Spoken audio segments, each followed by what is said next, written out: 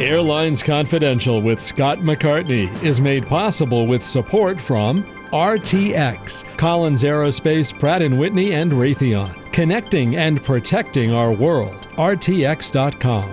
Infinity Flight, the leader in Cadet Academy flight training programs. InfinityFlight.com. Ontario International Airport in Southern California. SoCal So Easy. FlyOntario.com.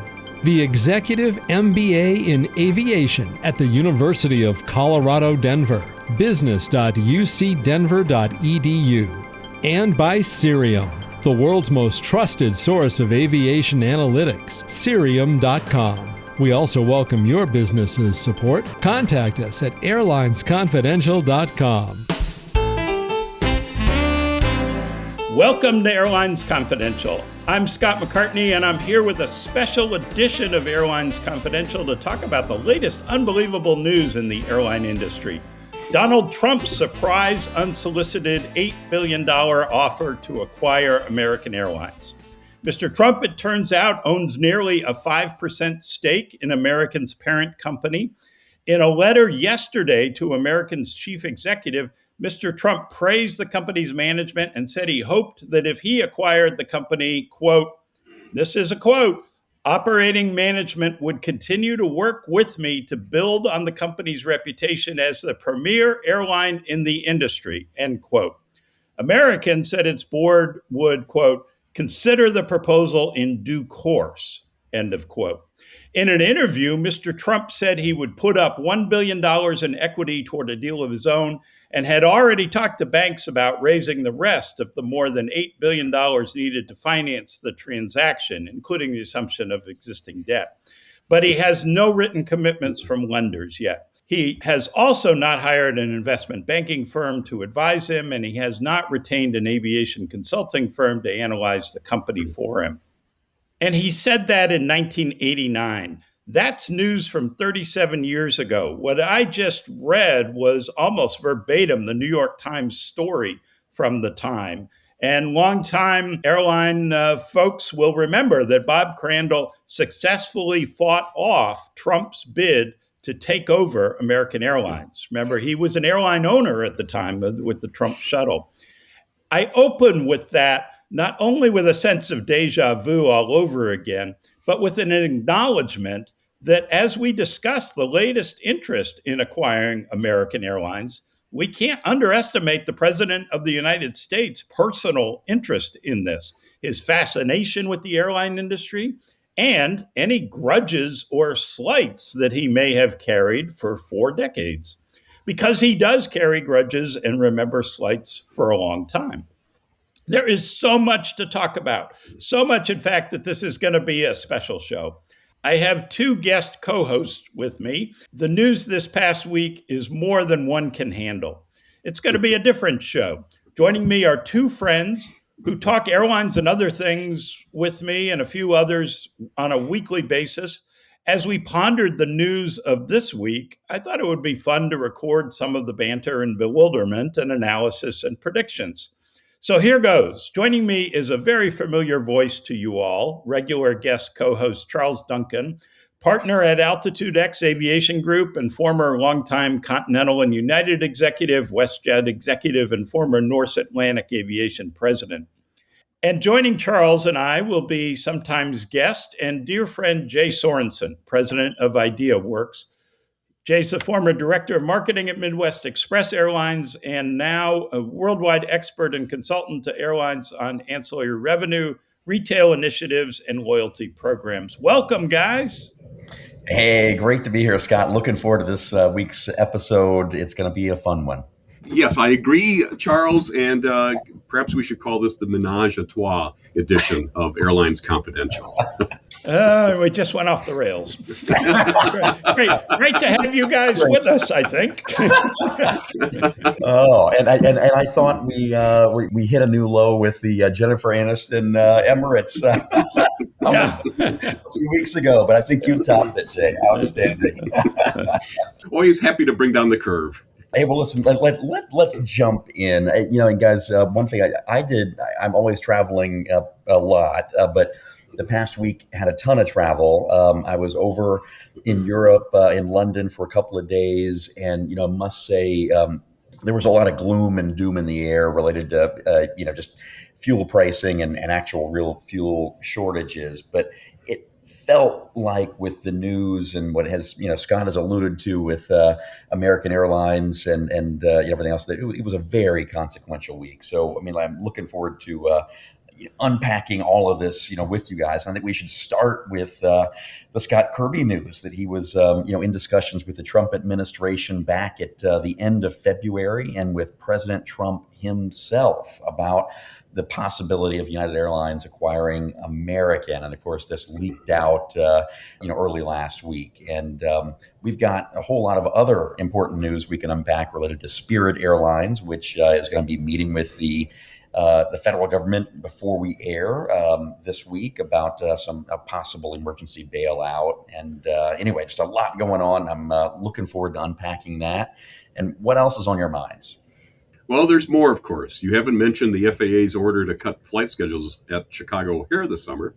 Right. JetBlue was in the news, and it secured up to $500 million in financing from Sky Leasing for 22 Airbus A320 and A220 jets. There's tremendous pressure on the airlines right now, and we're in one of those periods where it seems like there is about to be at least a few dominoes falling that are going to reshape the U.S. airline industry and, guys, really throughout the world. Yeah, absolutely. And you mentioned Spirit. The other news is that Spirit just late Friday filed its February financial results, and it's not good. And it certainly helps explain why they're looking for emergency cash and why the liquidation talk has grown stronger and stronger. But Right. as you say, Charles, let's start with United and American. So here's the issue in a nutshell. Over the past 5 years, American Airlines stock has declined 42%. The company today is worth about $8.5 billion. It's a very different company than it was 37 years ago after multiple mergers. But ironically, it's worth about the same $8 billion that Donald Trump offered in 1989. And by the way, at $8 billion in 1989 in today's dollars would be $21 billion, just for reference. So American has lost 42% of its value over the last 5 years. United, over the same period, has seen its stock rise 82%. And I think that's the summation of what's going on. United is now worth $33 billion. And as big, iconic brands across many industries know, when your stock is depressed, you're vulnerable. Just ask Southwest Airlines. This is kind of what they went through. American is vulnerable, and Kirby's taking advantage of that. Second, just for reference, let's talk about domestic market share, because this is going to be the huge issue. Even though Scott Kirby is saying this is about international service, not domestic, but everybody's going to look at it from the domestic lens. According to the Bureau of Transportation Statistics, Delta now has the largest domestic market share at 17.8%. This is for the 12-month period ending at the end of January, so very current.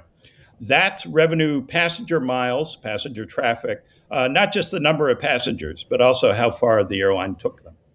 And these numbers are all going to be slightly light because independent regional airlines like SkyWest are counted separately in BTS statistics. So you got Delta at 17.8%, American at 17.4%, Southwest at 17%, United at 16.7%. The big four, roughly, when you add in regionals, roughly account for 80% of domestic passenger traffic. And that's a number we hear a lot. It's roughly spread equally between Delta and American, slightly larger than the other two, and Southwest and United, which are pretty much the same size domestically. Remember, United is the biggest overall when international is included. By the way, since we will discuss them too, JetBlue has about 4.6% of domestic traffic. So those guys are up, 17, 18, 20%. JetBlue's around 5%, a little bit less than 5%. Frontier's 3.7%, and Spirit is 3.4%. And that's shrunken Spirit since it's relatively current data, though we know that Spirit plans to keep shrinking more if it continues flying. So to round out the landscape, Alaska is 8% of domestic market share. That's point which two. includes Hawaiian as well, Which includes right? Hawaii. Correct. It does. Yes. And, Yes. and hey, Scott, just before we go any further, maybe just to recap what you said, because I think this is a really important stage setting, exercise.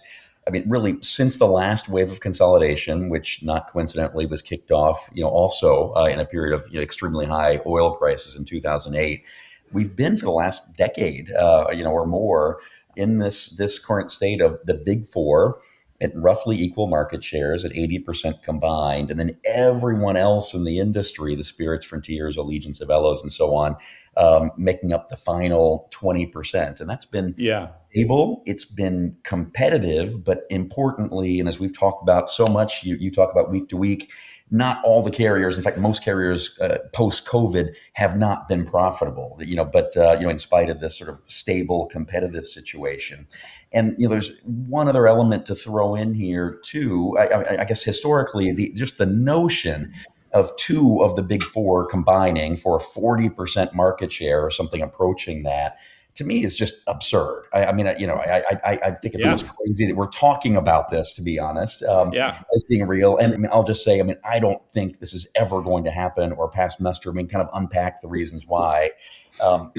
But anyway, to me, it's just crazy that to even think about, and just how upsetting that would be for the competitive balance and everything else. And then one other thing that I mentioned about a month ago on the podcast, but maybe it's worth repeating, is that Scott Kirby said this at the JP Morgan conference, that airfares in the industry just broadly in 2025 are 2% lower than they were in 2019. And that stands in contrast to everything else in the US being 25% more expensive. And so airfare continues to be a great bargain and a great value for consumers, in spite of the fact that so many of the airlines are not profitable, in this sort of setup and state. So I think that's kind of where we are. And I think, anyway, just worth reminding ourselves where we are before we dive in and kind of keep peeling this onion. Exactly right. And we'll talk about it more. And I agree with you, Charles. And as many people said, this is preposterous. But we live in a very unique time when you have a government that likes big splashes and likes to shake things up and loves big deals. And I think there are, as we're going to see as we talk this through, there are areas where they don't overlap a whole lot. And you could see some, there would be plenty of carve outs and things if it ever did happen to try and preserve competition in various markets. But there are also some structural reasons. American has essentially a poison pill in place. I think we're going to talk about that. We sure will. Right. But here's the thing. I think this is the reason why this is really worth talking about. My point three is Scott Kirby is strategic and calculating and smart and ambitious. There are many layers to this onion, and we're going to peel some back on this podcast, but they all work in Scott Kirby's favor. He accomplishes a lot just by floating this idea with the president. And if you were tempted to laugh this off when you first heard it and think this is ridiculous, that it could never happen, you may be correct, but I think you also miss the point, because even if this never happens, there are things that do happen for United and Scott Kirby. So Bloomberg reported last week, this was how this all started, that Scott had raised the possibility of United acquiring American in February with the president. Now, interesting that this news didn't come out in February. It's coming out now, right? I think that's significant.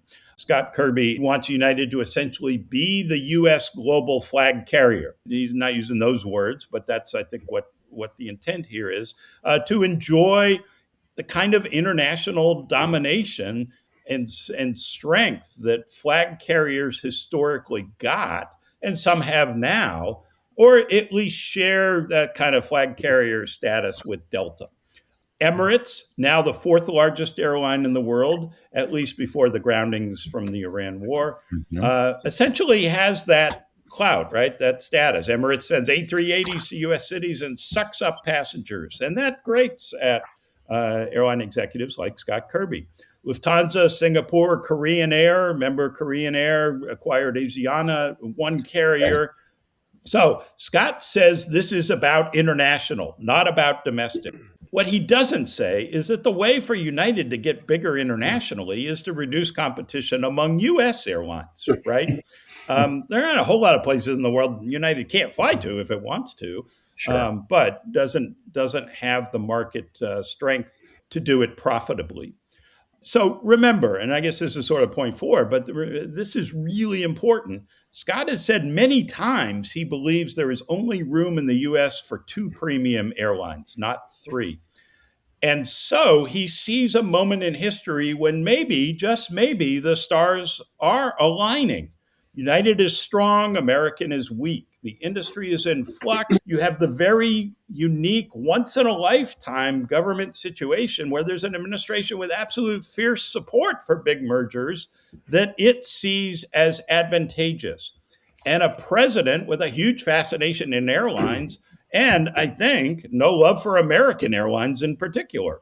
And by the way, Scott Kirby has been currying favor with that president for some time now. Remember when Scott was out in front of the White House siding with Republicans over the government shutdown last fall? I do remember that, Scott. I remember as well that United Airlines and Kirby sponsored the president's inaugural events and so on. I think it was $1 million donation and so on. And I must say, you gotta feel for Robert Isom and the team at American.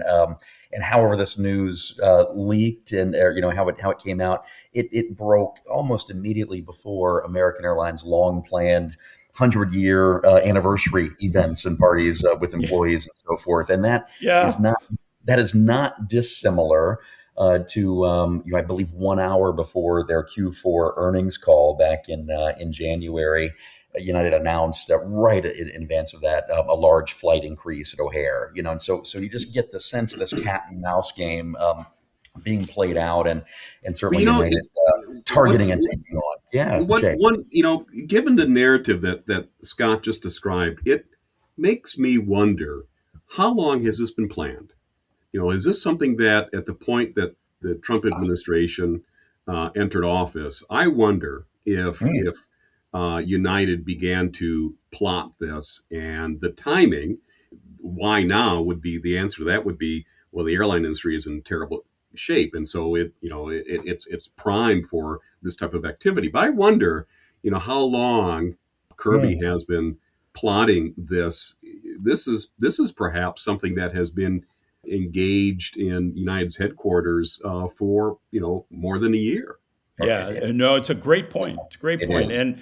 And what I feel most certain about is this was not some off-the-cuff remark made to the president or to the secretary of Transportation. No, that's why I'm thinking that if that conversation occurred in February, obviously there was some testing that was going on to see if it would be laughed out of hand. But obviously it wasn't. So here we are today.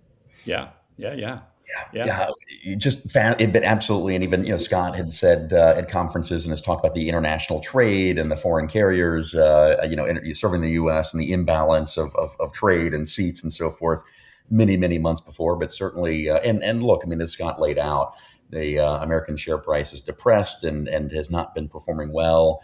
American also, I think, had net income last year of $111 million. So, effectively a rounding error break-even result. And so they're not performing well, and the share price reflects that. And so, I suspect you're right, Jay. There's another element. There's another element here, too, and that is, this focus on international. I wonder if that was a result of the meeting with Trump in terms of, flying the flag, and tapping into American pride, and obviously not the airline, but as a country, the pride of having a carrier that's going to be dominant all over the world. That I wonder if that's part of the messaging as well. Sure. Well, that's exactly how you can appeal to presidents. Absolutely. Right? Absolutely. Make American Airlines, would make U.S. airlines great again. Yes, indeed. Well, hey, listen, we should be clear that American did over the weekend, I believe, in the last couple of days, put out a very clear statement saying it's not for sale and not engaged in any talks with United. And Scott, you mentioned this a few minutes ago. American does have a poison pill in place of sorts. In 2021, it adopted a plan to protect $16.5 billion in net loss carry forwards, or NOLs, which are basically losses that have been accumulated, and American accumulated these during COVID, and they can be used to offset future income tax payments on corporate profits. And the IRS doesn't let you carry these losses forward if there's a change of control at the company.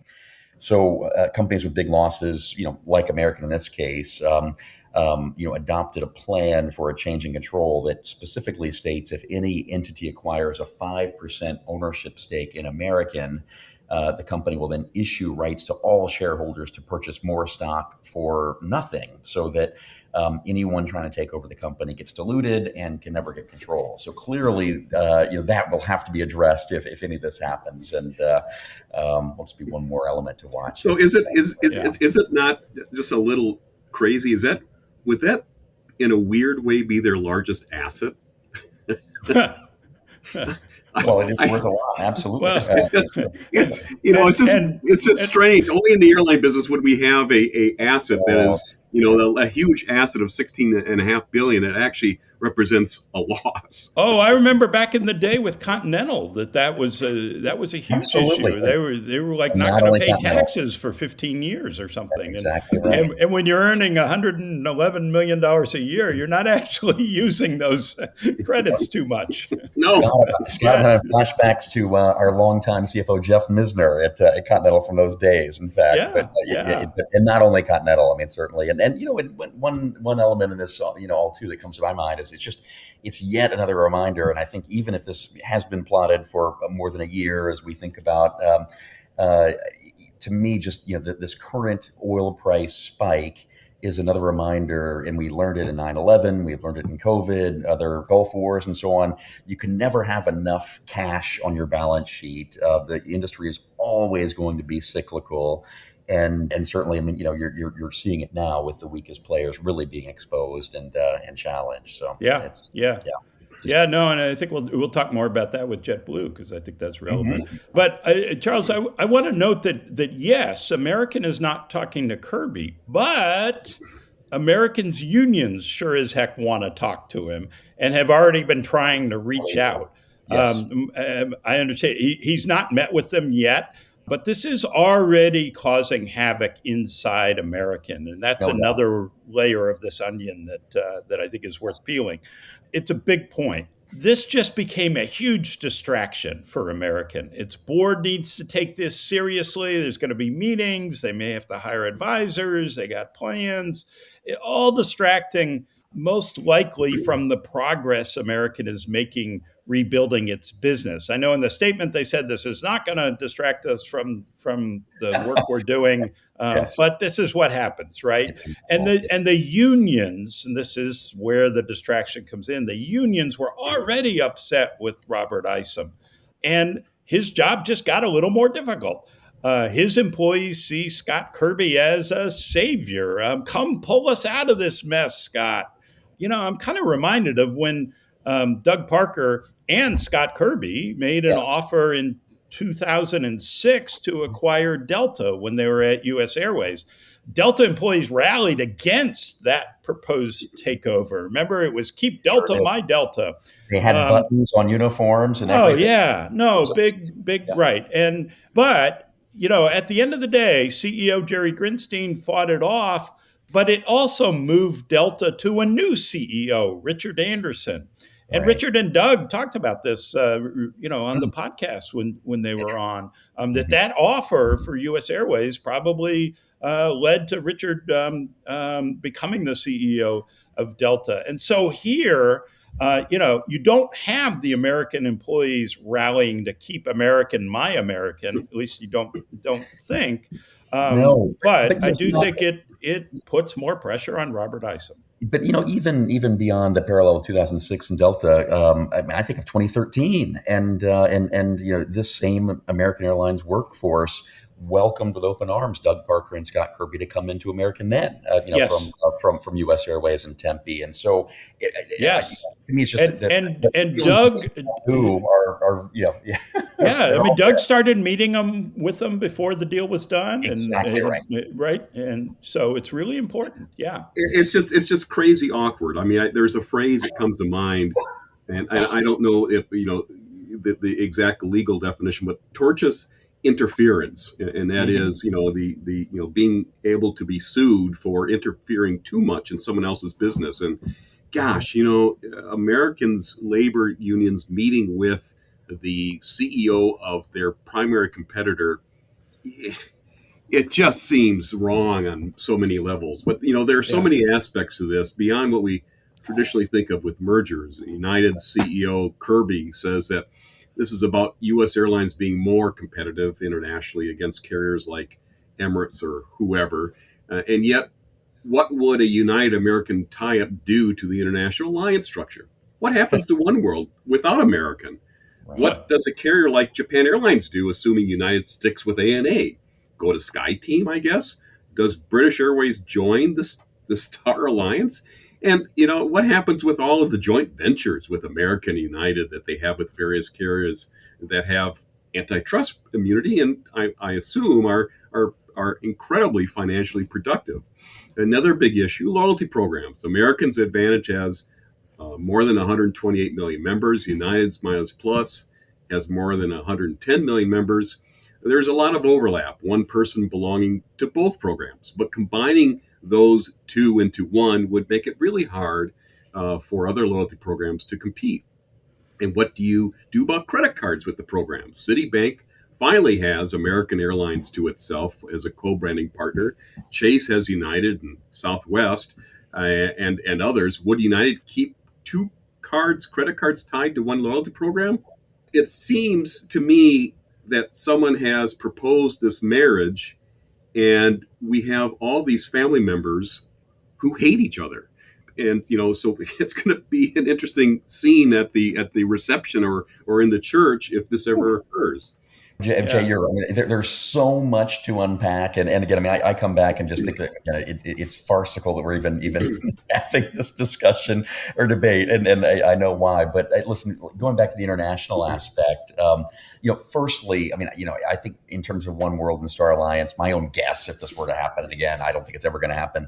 You do have Alaska Airlines who are a One World member, and so even if American were to go away and the combined United, remained in Star, there still would be a U.S. carrier presence, and Alaska would need to, have to fill out, more of an East Coast presence, or perhaps bring in a JetBlue or someone else Or a on the Southwest. East Coast. Yeah, yeah, or a Right? South, absolutely. But and I know we've had the CEOs of the various alliances on the podcast over the past year. My own personal perspective on this is that the alliances are certainly important, but they've gotten, well, one, the lines have blurred around exclusivity, and carriers partner outside of the alliances all the time. I mean, a couple of examples come to mind. Qatar Airways in One World owns an ownership stake in Virgin Australia and compete directly against Qantas, a One World member, for traffic flows over, Europe, down to Australia. Or another example, of course, would be United and Emirates and their partnership, and that breaks, a lot of the rules outside of Star. And even in the past week, WestJet announced interline agreements quite prominently with two Star carriers, both Copa and Air India. So this is still happening, and really, you hit on it, Jay. That what happens to the joint ventures, and I would think That's the big nut. And that's that's where, a huge yeah, issue. the JVs are really where the money is made, the coordination and the Yep. real power of these partnerships. And my assumption would be, if this were to happen, that United and Kirby would actually review each of these, and from a transatlantic point of view, look at the BA and the IAG relationship that American has and compare that to the Lufthansa agreement, see which one makes more sense, and probably choose one over the other. And that, do the same thing in the Pacific, and the same for Latin America. And so that could be quite disruptive, shall we say, if he were to change sides and flip partners. But it wouldn't surprise me if the economics were better, with one partner group or another, that he'd make a change, and it would certainly provide some leverage because a lot of those JVs have been in place for a long time, and maybe cut a new deal and a better deal that would be more favorable to. Let's toss something out there and perhaps quickly dismiss it. Sure. This conversation so far has assumed that United would absorb American and the American brand would disappear. Is there any type of possibility that what he's talking about is a holding company model, not unlike IAG, in which United would own two carriers? I hadn't thought about it. I mean, that would solve the alliance issues. I suspect that there's antitrust. Well, yeah, but from an antitrust perspective, I mean, it's look, they're no longer competitors. There's two airlines under the same company. What's painted on the side of the airplane, doesn't. Yeah, but it would perhaps preserve these joint ventures. Although that would be an interesting question as well in terms of would it? Would there be would the antitrust protection be removed from these joint ventures if there was a single holding company? But this model has appeared elsewhere in the world. Well, it has, but Jay, and I think it's a fascinating question, and not to slam the door completely, but generally, when you look at the IAG structure, Lufthansa and their baby carriers, and others, I mean, generally it's because of either traffic rights or matters of national pride. I mean, these are all airlines representing different countries and different labor agreements and contracts and so forth, and so there are really important cultural, legal, practical reasons to keep these brands. You think about, Iberia with British Airways and Aer Lingus. They need to operate separately, and they have their own brands and identities, and the same is true, for the other partners. So that's generally, I think, in most of the cases I can think of here off the top of my head, the reason why these holding company structures haven't forced, mergers and a new name, across the group. Yes, but here's the big question to me about antitrust, and that is it has to be enforced by the Justice Department. And the Justice Department right now doesn't have an attorney general and is, clearly doing the work that the president wants them to do or not do. And so do you have a situation where all of these antitrust questions, you could say, oh my goodness, United, any kind of combination, whether it's under a holding company or with two brands or one brand or whatever, you would have to reevaluate all those antitrust agreements. Well, would the current Justice Department do that? It seems to me the risk to United would be, maybe the current administration lets you do whatever the heck you want, but the next one may come in and say, whoa, we got an antitrust problem here, and a lot of it could get undone. So who knows? Who knows, indeed. Well, and let's not forget how important domestic travel is to all of this. Even though Kirby wants to focus on international, this combination would not have a lot of overlap in the West or the South for that matter. Chicago obviously is a problem. Washington, D.C., where United has a hub at Dulles and American has a hub at DCA, is a problem. One airline with 40% of the market, would that really ever be allowed? So, 40% of the national market, it may be a little bit less if they're carve-outs. But, one other thing, too, you said, Jay, is not a lot of overlap in the South. But, it's not clear how Houston and Dallas would coexist. And, two hugely important hubs and local markets, but they compete directly with each other. So I'm not sure what the combined company would do in that case. So anyway, they do and they don't. I mean, certainly people in Dallas don't think of themselves as having anything to do with Houston. I just assumed that United would give Dallas back to Delta. Yeah. There you go. I do think there are ways that they could at least sort of, I don't know, put some frosting on this to address. I think you could see United saying, "Hey, we'll sell all of American's Chicago gates to whoever wants them." Right now, I don't think Delta wants a Chicago hub when it's got Detroit and Minneapolis nearby. But there are a lot of corporate and premium travelers in Chicago. So who Absolutely. knows? Or maybe, Frontier sees an opportunity into Sure. building a Chicago hub, and Right. and that would be great for United, right? You could tell regulators that you preserved low fare competition by helping Frontier get stronger, and then United could crush them over the next 5 or 10 years. In Washington, you could sell American's DCA operation to Delta, which once had a lot of that. And that is very Right? lucrative. Absolutely. Yeah, very lucrative. Delta would probably love it, and lawmakers who really count on DCA as their most used airport, they'd be really happy. And by the way, and this is another one of those issues that I think plays in here. Uh, United could offer to push real hard for renaming Dulles Airport Trump International, and if that happened, I think the fix is in and the deal is done.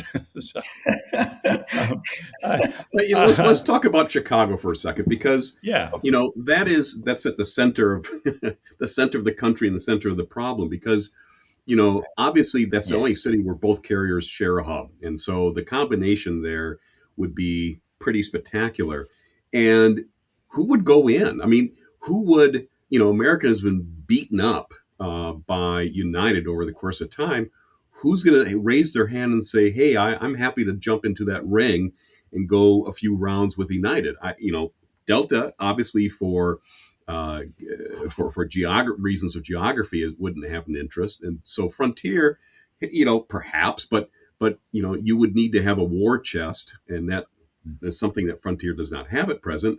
And who's left? Southwest, well, Maybe maybe yeah, Southwest maybe Southwest gives up maybe the Midway and moves to the north side. They already sponsor No the way. Cubs, No way. and go to I just, O'Hare. but Never going to this happen. is this is this Never is gonna this is happen. Not leaving but Midway. Chicago has to be dealt with as a result of this, because I don't Yeah. know what their combined market share would be. What would it be, around 80 or? It would be probably, yeah, in the 70 to 80% range. And Absolutely. so that has to be addressed, and so I don't know how you address that.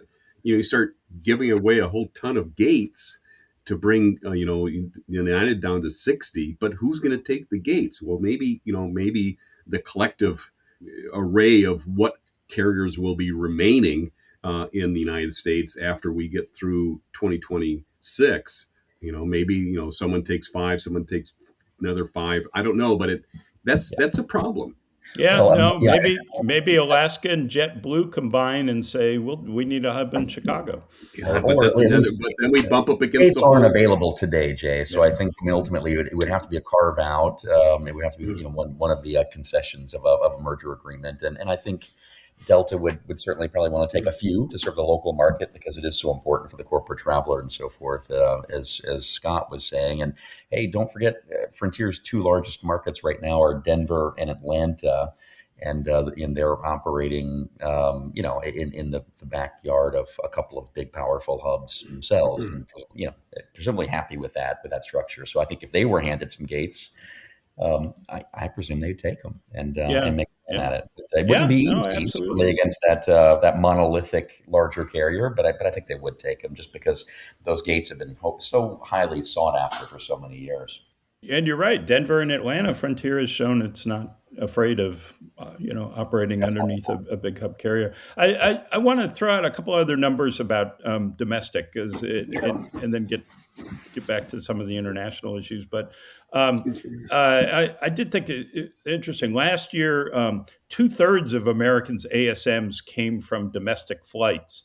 And at United, only 54% of the airline's capacity is domestic. So American is more of a domestic airline than United is. United Sure. is 46% international, American only 33% international. That's not to say American's international network doesn't fill holes for United. American Right. is stronger in Latin America, and United is stronger in Asia. American is much stronger than United in London, which is really important, especially with the joint venture with British Airways. United, of course, focused on Frankfurt and its partnership with Lufthansa. I do think European regulators would have severe indigestion over Indeed. this, as to what this would do to European airlines and competition across the Atlantic. which would probably delight the Trump administration. To be antagonistic. Yeah. Yes, I yes. will say on the European side, you bring up a great point, Scott. That and most recently, Air Canada announced the acquisition of Air Transat in 2019, and that was approved by the Canadian regulators, and it was proceeding apace. And the only reason that merger did not happen post COVID was because the European Competition Bureau would not clear it. Hmm. So, Yeah. which I found very ironic, given that it passed muster on the Canadian side. So you can be sure, even if this were to be approved on the U.S. side, the Europeans would have a major problem with it based on their past track record reviewing these kinds of transactions. All right. So bottom line, what do you guys think is really going on here? Well, there's something we haven't talked yet on this podcast, and it probably is, again, I feel like I'm raising issues that are impossibilities, but, what is the chance of a foreign airline group coming in and making an investment in someone who is in a carrier? Does this put American into play in a way?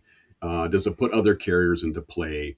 And would a foreign airline group find it interesting to participate in the U.S. market? And obviously subject to, the restrictions that are placed at present, I don't see the Trump administration opening the door for foreign airlines to have a majority ownership share, because that just seems not the way that this administration is going. But, if foreign airlines are going to lose a joint venture partner or lose an alliance partner, can they buy one? Much the way Delta has bought alliance partners, right? With equity stakes, yeah. Well, I can't see the administration changing the foreign ownership limits, and certainly, I mean, most U.S. airlines, the old legacy ones, have had foreign investments. I mean, JetBlue had an inbound from Lufthansa. BA has invested in United way back, and American more recently. Delta's intertwined with a number of their partners and on and on. So, certainly that's a way to make these relationships stronger and tighter. I don't know. I mean, when I think about what's really going on here, I still just can't. I just can't imagine this combination actually happening. And I think this is. There's a different strategy in play here. Which we haven't really dug into or talked about the JetBlue angle too much, but in my mind, that's the real play is to but push as hard and make this the argument as strong as you can for American to then settle on the alternative, your sort of backup plan, which is I think what's maybe more palatable and perhaps more realistic. If the intent is to create chaos at American, on behalf of Mr. Kirby, I think that's a helpful side benefit. Job completed. Yeah.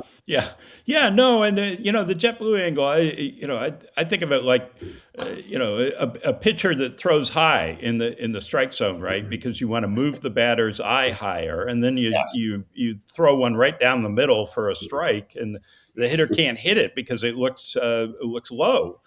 Look, I think Scott's really serious about American, but I think option B works too, just not as dramatically. And so if he says, if the administration says, no, it's just too much, and then, well, what about JetBlue? Well, now that looks like small potatoes. So sure, take JetBlue. We thought you wanted to take American. Yes. Yes. So yeah, I do think there's an element here of, Scott seeing a lot of weakness all over the industry, right? Yes. And this is an issue. Delta's had a brain drain and maybe kind of resting on its laurels. American's got the problems we've talked about. Southwest has its distractions. It's kind of the perfect time for a perfect storm, not just because of the regulators in office. So there's that. And by the way, as we look back on the JetBlue scenario, I did think it was interesting that Wall Street seemed to be buying into that too, right? The day the story broke, American shares were up about 9%, but JetBlue was up more than 15%. For the week, JetBlue was up 28%, and American was up 16%. United was up a bit more than 7%. So investors seem to think, okay, if we're going to, JetBlue would be the prime merger candidate here, not American.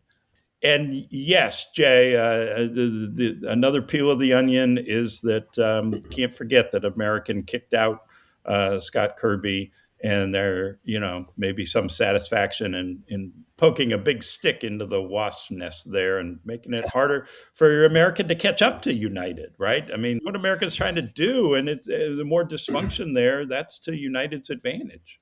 I miss the quaint era in which corporate announcements. When was this, Jay? When was the quaint this era? is, when I was born in 1890. No, the quaint era in which this type of announcement was really vetted in a number of different ways. And I suspect that, yes, there obviously was hopefully vast internal debate about if this is the right move for United to make.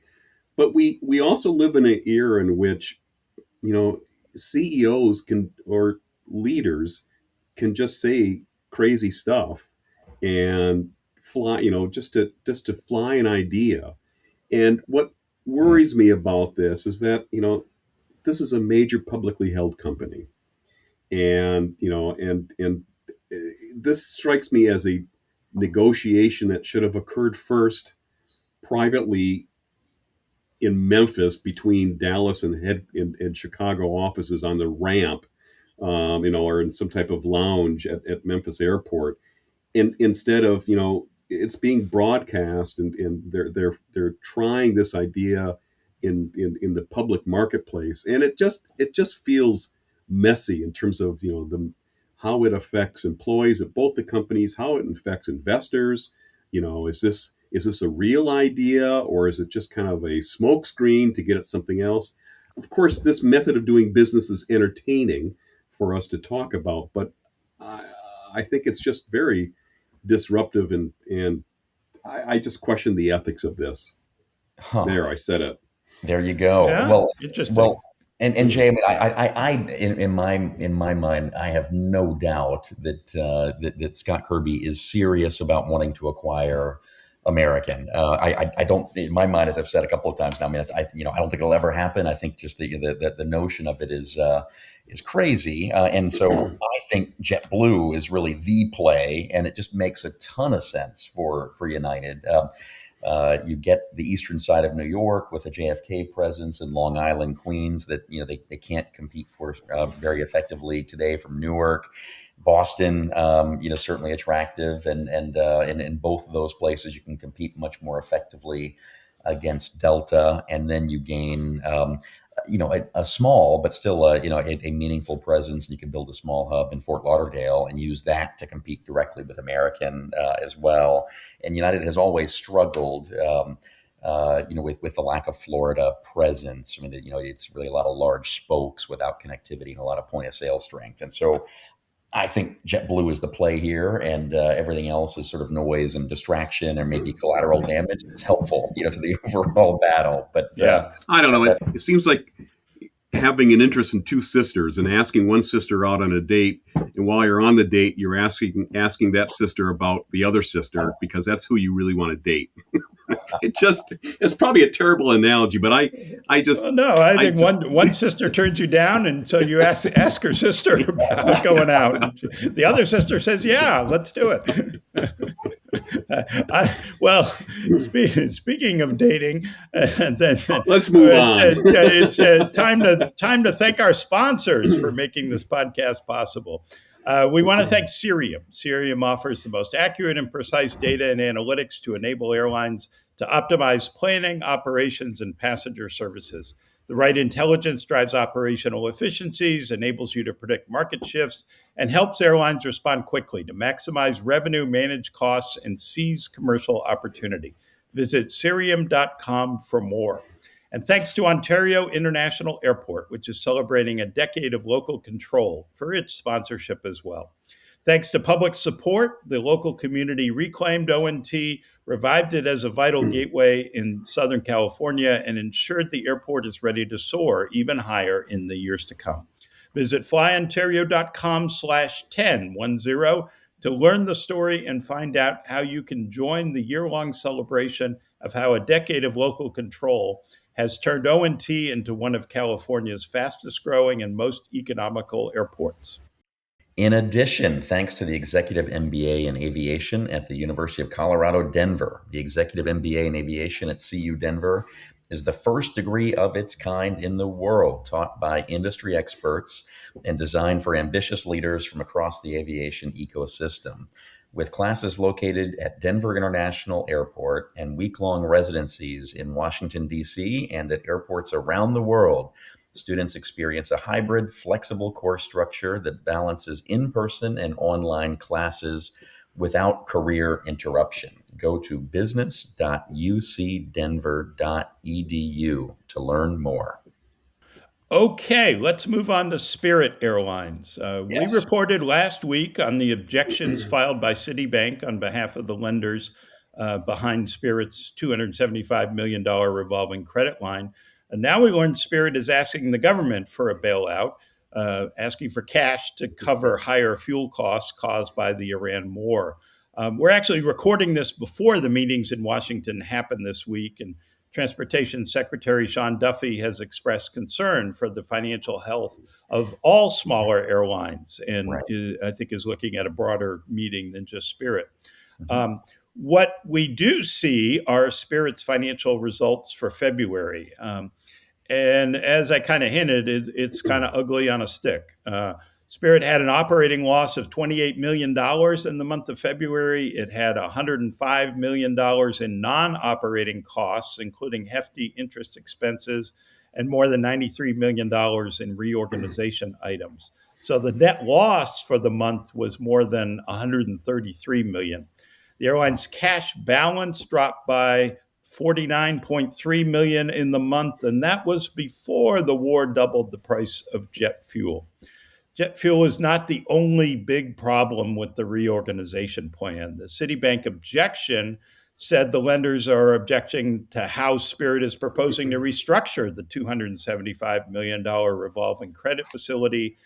And the Citibank group accused Spirit of being in default on terms of the credit facility as of last month. I think that's really significant. The revolving credit facility is backed by collateral, specifically at least 14 aircraft engines, all eligible spare parts, and all of Spirit's LaGuardia airport slots. And it says Spirit hasn't lived up to the terms required on that collateral. All of which is to say some cash from a sympathetic government, if possible, likely doesn't cure a lot of other problems within the reorganization plan. Not to say Spirit can't work it all out with lenders, but the rumblings of liquidation are getting louder, and that becomes an issue unto itself, right? People stop buying tickets, creditors get more and more nervous about it all.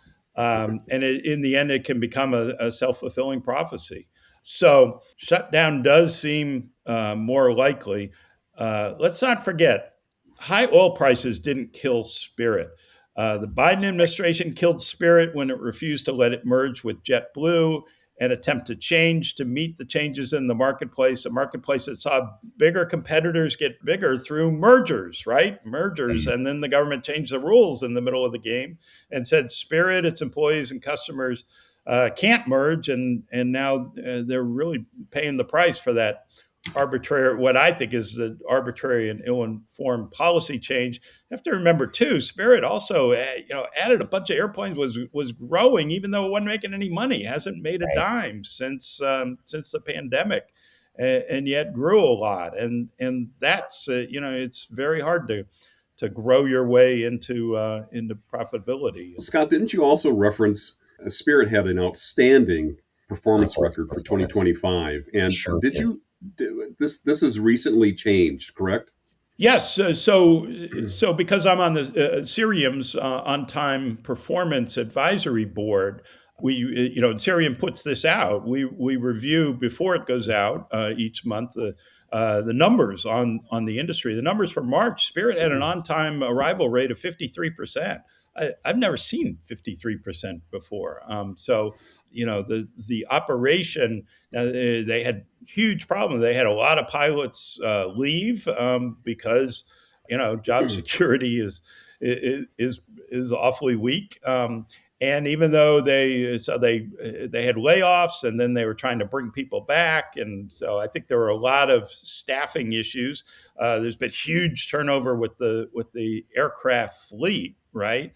And just so many issues. So yeah, I think the operation has suffered too. And look, losing $40+ million of cash in February, it's more expensive to run a lousy operation. I mean, Spirit's in a horrible situation right now, and when you're talking with people who are going to lend you money, either on a revolving basis or on something beyond that, you want to tell a hopeful story for the future.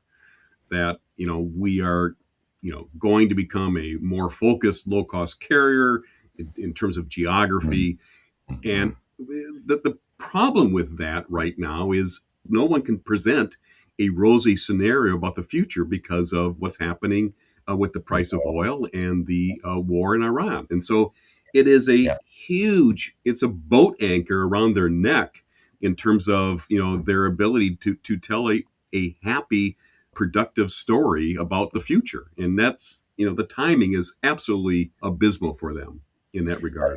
It sure is. Hey, I wanted to go back to something else you'd said, Scott, too, about, the Biden administration sort of killing Spirit. I think JetBlue is lucky as all get out that they didn't acquire Spirit, because I think that would have been an abysmal failure from a financial and operational other point of view. I was a fan of, and I thought the Spirit Frontier merger made a lot more sense. But as we know, just ULCs in general are struggling, so I'm not sure that merger would have been any more successful. And as you said, I mean, their struggles, and indeed 2 Chapter 11 filings, all predates the current high oil prices. And, as I sit here, I mean, there's a well-worn tradition of the federal government stepping in and providing funding and support for airlines. You can go back to 9/11 and the stabilization funds, and certainly the CARES Act after COVID. And, I personally just hate to see any sort of market distortions or the government picking winners and losers. And it just ultimately prolongs the inevitable. So we'll see what happens, certainly. And it's the whole Value Airlines group that I believe is going to be meeting with the secretary this week, and certainly pleading their case. And I mean, all airlines globally are certainly feeling the effects of these high oil prices. And so let's see what happens. I'll tell you my experience in Canada with WestJet is we got no federal support through COVID, and it made it tough. But it also, I don't know, it just we had a level playing field, and we fought our way through it. And the company, I think, is better for it now for having not taken any government aid. I think the timing of asking the government for money is inopportune. I don't think that there will be support for that. And I also think that you're going to look at collectively as an industry, that might work if the industry were looking for support. If American, Delta, United were hand in hand looking for money from Washington, they are not, and I don't think they will, because they're going to look at this moment as the great culling of the herd. Yeah, no, I think politically, and this would require, Congress, but politically, you're gonna give government support to Delta, which is earning billions of dollars and owns an oil refinery. No, I don't think so. And what about farmers and putting diesel fuel in their tractors, and truckers and why the airline industry? Why not everyday Americans who pay $4 a gallon? Yeah, it's really tough. Well, guys, should we wrap with one final news story before we go to the mailbag? Let's talk a little bit about JetBlue here. There was a meeting apparently that occurred with Neeleman and the Breeze pilots. We can't confirm what was said at that meeting, and so if that's of interest to your listeners, I think they should do a Google and do a search for that.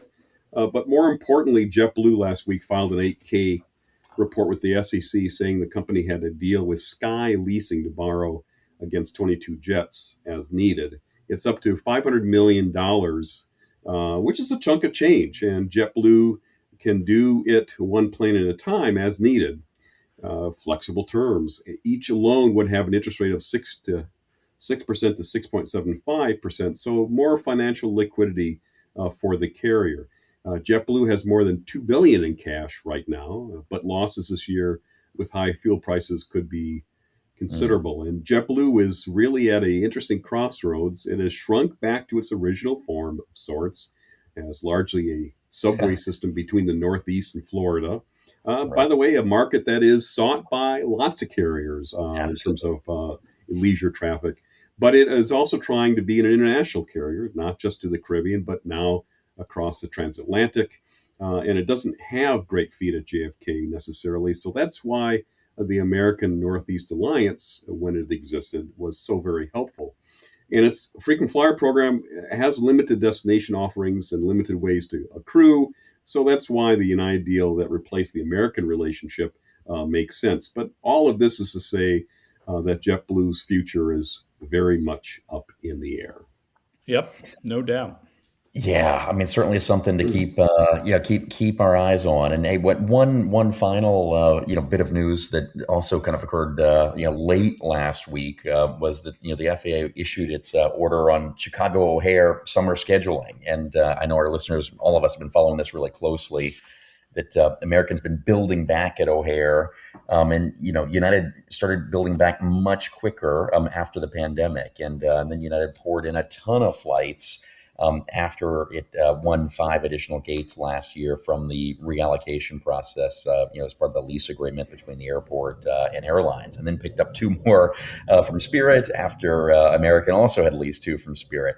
We were just seeing hundreds and hundreds of flights being piled in, and the FAA now has set a limit through the entire summer operating period of 2,708 scheduled operations per day at O'Hare. And that's just slightly, like 1% more flights than what operated in 2025 last year. So O'Hare, in the ruling, still has a lot of construction projects underway, but the city has been working with the FAA to explain what impacts those will have on the operations. And they won't be as disruptive this year. And so, the feeling is the airport can operate with a 2,708. And, it seems that American's going to be okay with that. And United, of course, wanted more. And in their filing, they detail all of United's objections and so forth. But it doesn't seem likely they're going to squeak too loud or squawk too loudly, through this, given all that's on their plate with the government right now. Yeah. But, I'll tell you what's interesting. It's a prudent and sensible outcome. Well, it certainly is, and what it means is that American is going to need to pull 50 flights a day out of their schedule. It's loaded and for sale and been out now for many weeks. United's closer to 200 flights a day, and these flights have been for sale. So it'll be very interesting, I think, to see which flights come out, which times of day, and there have been a whole lot of cities in the Midwest and the Plain states that have gained a lot of flights. Like one example would be near UJ, La Crosse, Wisconsin, has gone from 2 flights a day to O'Hare to 7.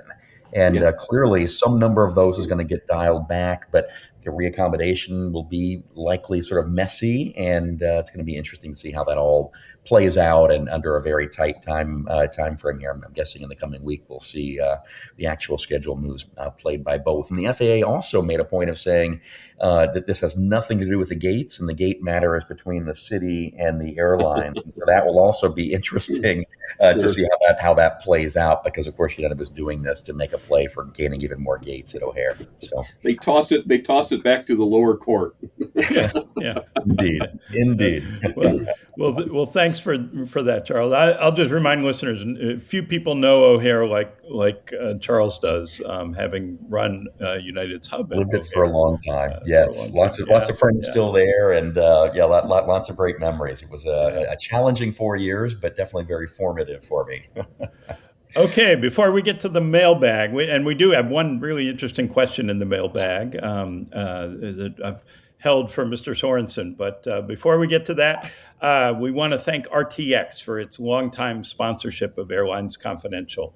RTX rallies more than 180,000 innovators around a powerful vision to create a safer, more connected world. With industry-leading tools and technology, the RTX global team works across market-leading businesses, Collins Aerospace, Pratt & Whitney, and Raytheon, to drive progress for generations to come.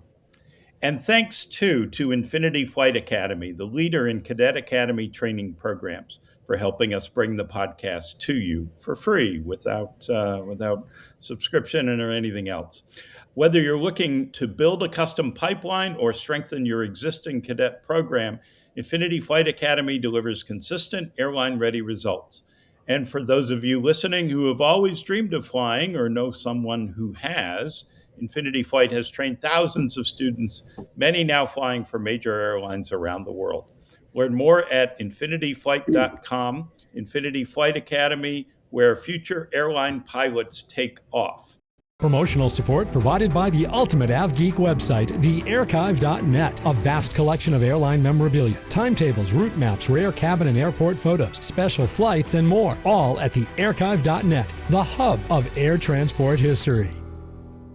Okay, Jay, this mailbag question is really for you. Steve from Framingham, Mass., near where I grew up, asks, Scott, in your podcast and elsewhere, much is made of co-branded credit card revenue for airlines. This is the ballast that is boosting profitability at a number of them, with Delta's partnership with American Express often being cited as a prime example of this.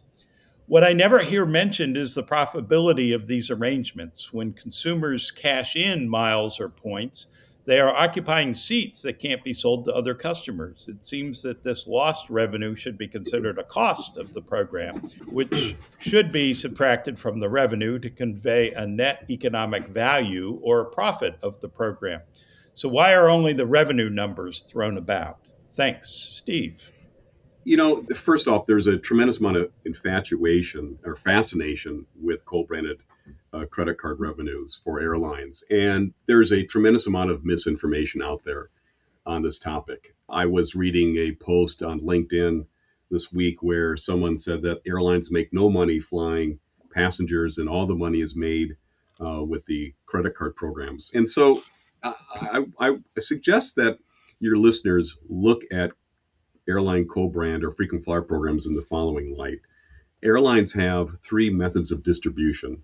One is the direct method, and that's the travel that they sell directly via the website, via the call center, via the mobile app to consumers. The second category is indirect distribution, and that is the travel that is sold through online travel agencies like Expedia and corporate travel agencies for business travel. What I want to suggest is that co-branding is a third method of airline product distribution. And that is, effectively what airlines are selling travel through their co-branded credit card programs. And so it is a hybrid. It is not neither direct nor indirect. It's something that's different. And it's, it represents about, roughly speaking, 10% of airline revenue. And so people take these miles and they redeem them for travel. And so I push against this thought that, frequent flyer programs are, have a tremendously high margin. No, they don't. They're buying travel. And so in these revenue relationships with the co-branding partners, they are obviously selling miles that are redeemable for travel. They're also selling components to the bank. And so when you have a credit card with Chase or Amex or with Citi, that credit card is going to have perks that are associated with it, such as a free bag or sometimes lounge access and early boarding. Those are all services that are not given away free of charge by the airline to the customer. They are sold to the bank, and how those deals are structured are a very closely held corporate secret. However, they are sold, these elements such as bags and lounge access are sold at a deeply discounted rate, and sometimes there's a cap placed in terms of how often the airline will redeem for the services used by a cardholder, so that there's a financial limit to the exposure for the banks. But these programs are contributing travel revenue.